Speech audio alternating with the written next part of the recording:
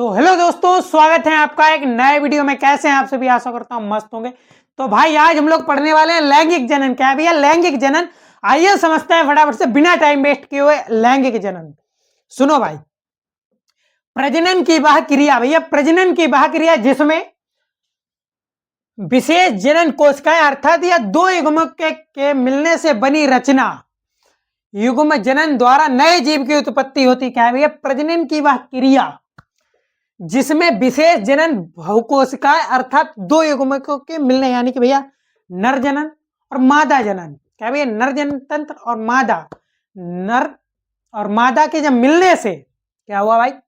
मिलने से बनी संरचना युग्म जनन, यानी कि भैया युग्म जनन कहलाती है, द्वारा नए जीव की उत्पत्ति होती। जैसे आपके और आपके माता पिता से बने आप, ऐसे ही भाई तुम्हारी शादी होगी। ठीक है भाई, तुम्हारी शादी आई हंसी यार, अबे साले तुम्हारी शादी हो जाए मेरा भाई बहुत बड़ी बात है।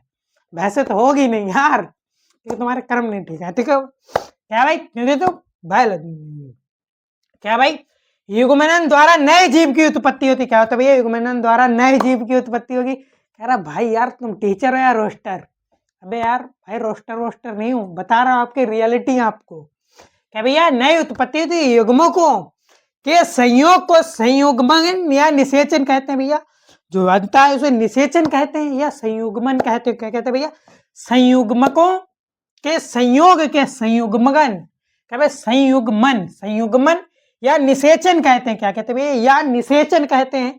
युग्मकों का निर्माण ही जनक, क्या है भाई? युग्मकों का निर्माण एक ही जनक या दो अलग अलग जनकों नर एवं मादा से ही हो सकता है। क्या होता है भैया? दो लोगों की जरूरत है, नर मादा, तो ये दोनों जो मिले तब आप आए।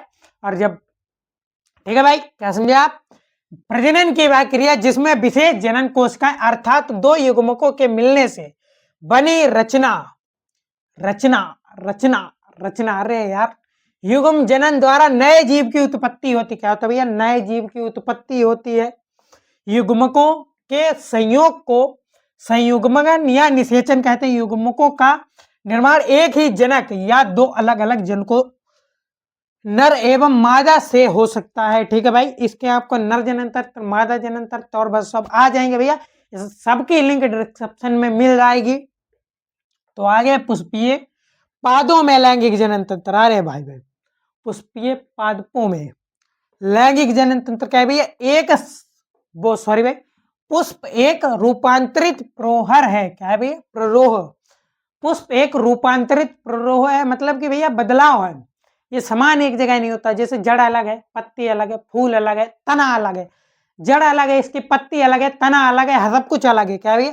जो पादप का लैंगिक भाग होता है, रूपांतरित प्रो यानी कि तनाना, जो पादप का लैंगिक भाग होता है। क्या होता है भैया? ये पादप का लैंगिक भाग होता है, मतलब कि फूली की बात कर रहे हैं यार, समझो।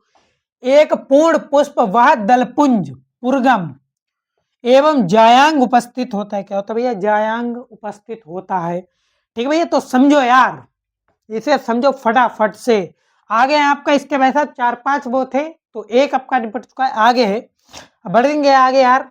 एक रूपांतरित प्रो है जो पादप का लैंगिक भाग होता है। एक पूर्ण पुष्प बाय दलपुंज पुर्गम में जायांग उपस्थित होता है। ठीक है भाई, आपने समझा। आगे है आपका, बढ़ते हैं भाई साहब आगे। आगे आपका है युग्म जनक, निषेचन और ये सब भाई साहब। तो ये रहा भैया आपका आगे का क्वेश्चन, जो कि पे भैया आपके बचा हुआ था, अपने लोग पढ़ रहे थे लैंगिक जनन में पुष्पीय पादपों में जे लैंगिक जनन क्या था भैया? उसमें कि आपने एक समझ लिया था, बचा हुआ था आपका ये वाला। उसमें जो 4-5 पॉइंट थे, 5-6, इसमें एक पॉइंट आपने इस टाइप का समझ लिया था, एक और बाकी आपके बचे हुए थे भैया। तो अब समझते हैं वो वाले पॉइंट क्या है, समझो भैया।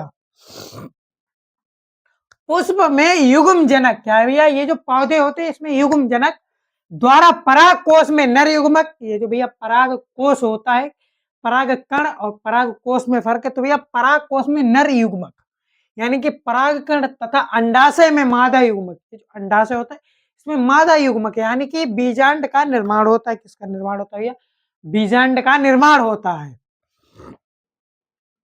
था। ठीक है भैया, आपने ये समझा। ये अगर आप ना भी समझे कोई दिक्कत वाली बात नहीं है, क्योंकि परागकण जो है, परागकण, स्वपरागकण और जल द्वारा परागकण, ये सारे के सारे भैया इसकी डिस्क्रिप्शन में लिंक मिल जाएगा आपको, वो आप वीडियो वॉच कर लेना, पूरा वन शॉट आएगा भैया, वॉच करके आप देख सकते हैं परागकण। अगर आपने वो समझ लिया, इसे समझने की जरूरत ही नहीं यार, भाई इसे समझने की जरूरत नहीं। क्या तो भैया युग्मक बीजांड का निर्माण होता है, निषेचन हेतु परागकण का वृत्तिकाग्र, क्या भैया, निषेचन हेतु परागकण का वृत्तिकाग्र तक पहुंचना परागकण कहलाता है। क्या कहलाता है भैया, निषेचन हेतु, निषेचन के लिए परागकण का वृत्तिकाग्र तक पहुंचना बहुत जरूरी है भैया। फर्टिलाइजेशन जब भी तो होगा जब आपस में फूल के वो होंगे। और आगे ये दो प्रकार का होता है, क्या होता है भैया, ये दो प्रकार का होता है, कौन कौन सा, स्वपरागकण एवं परागकण, क्या भैया, स्वपरागकण एवं स्वपरागण एवं परपरागण, क्या भैया, ये दो प्रकार का होता है, स्वपरागण होता है परपरागण। तो भैया परपरागण और स्वपरागण सब तरह से आपको बता देंगे। और आगे भैया आपको पादपों में परपरागण निम्न प्रकार से होता है, किससे होता है भैया, पादपों में परपरागण निम्न प्रकार से होता है, कीटों द्वारा परागकण, कीटों द्वारा परागण, वायु द्वारा, ये जो कीट पादपों में यानी कि फूलों में परागण निम्न प्रकार से कुछ इस प्रकार होता है भैया, कीटों के द्वारा होता है परागण, वायु के द्वारा होता है परागण, जल द्वारा होता है परागण, जंतु द्वारा होता है परागण, इनके वजह से भैया ये परागण होता है। और भैया आगे है पुष्पों में निषेचन यानी फूलों में निषेचन कैसे होता है भैया, हेतु निम्न, क्या होता है, पराग नलिका, क्या है, पुष्पों में निषेचन हेतु पराग नलिका बीजांड में प्रवेश कर, क्या कहते हुए, बीजांड में प्रवेश कर नर युग्मकों को मुक्त कर देती है। एक नर युग्मक अंड कोशिका से सलियत होकर द्विगुंडित, क्या है, द्विगुंडित युग्म जनक का निर्माण करता है, क्या करता है, द्विगुंडित जर जनम का निर्माण करता है। आगे आपका भैया आवृत बीजी, क्या भैया, आवर्त बीजी पादपों में, क्या भाई, आवर्त बीजी पादपों में निषेचन एवं त्रिसंलयन, क्या भैया, सॉरी, आवर्ती बीजी पादपों में द्विनिषेचन एवं त्रिसंलयन होता है। निषेचन पश्चात ये फल एवं बीजांड से बीज बनता है। ठीक है भाई, आपने समझा, और नहीं भी समझा है क्या दिक्कत, वन शॉट इसका नीचे पड़ा, बिल्कुल रापची के स्टाइल में आप समझना। ठीक है भाई, अगर वीडियो पसंद आया हो तो लाइक करें, कमेंट करें, शेयर करें, चैनल को सब्सक्राइब करना भूल। मिलते हैं नेक्स्ट वीडियो में, तब तक के लिए बाय बाय, धन्यवाद।